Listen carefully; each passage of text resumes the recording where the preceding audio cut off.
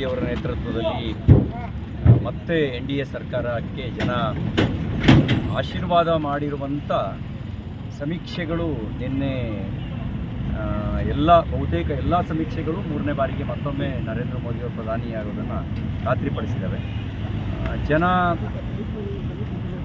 ಪ್ರಾಮಾಣಿಕ ನಾಯಕತ್ವಕ್ಕೆ ಹಾಗೆ ದೇಶ ಮೊದಲು ಅನ್ನುವಂಥ ವಿಚಾರದ ಮೇಲೆ ನಂಬಿಕೆ ಇಟ್ಟು ಪರಿಶ್ರಮದಿಂದ ಕೆಲಸ ಮಾಡ್ತಿರ್ತಕ್ಕಂಥ ನರೇಂದ್ರ ಮೋದಿಯವರ ನಾಯಕತ್ವಕ್ಕೆ ಆಶೀರ್ವಾದ ಮಾಡಿರೋದಕ್ಕೆ ನಾನು ಧನ್ಯವಾದಗಳನ್ನು ಸಲ್ಲಿಸ್ತೇನೆ.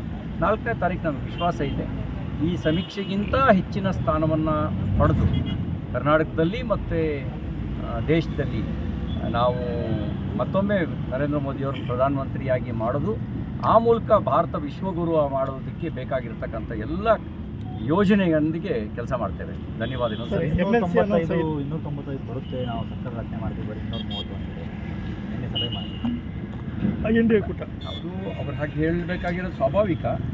ನಾನು ಅವ್ರ ಬಗ್ಗೆ ನಾನೇನು ಕಾಮೆಂಟ್ಸ್ ಮಾಡೋಕ್ಕೆ ಹೋಗಲ್ಲ. ದೇಶಕ್ಕೆ ರಚನಾತ್ಮಕವಾಗಿರುವಂಥ ಪ್ರತಿಪಕ್ಷದ ಅವಶ್ಯಕತೆ ಇದೆ. ಅವರು ರಚನಾತ್ಮಕ ಪ್ರತಿಪಕ್ಷವಾಗಿ ಕಾರ್ಯನಿರ್ವಹಿಸಿ ಸಮರ್ಥ ನೇತೃತ್ವ ನರೇಂದ್ರ ಮೋದಿಯವರದ್ದಿದೆ. ನರೇಂದ್ರ ಮೋದಿಯವರ ನೇತೃತ್ವದಲ್ಲಿ ದೇಶವನ್ನು ಮುನ್ನಡೆಸೋ ಕೆಲಸ ಮಾಡ್ತಾರೆ.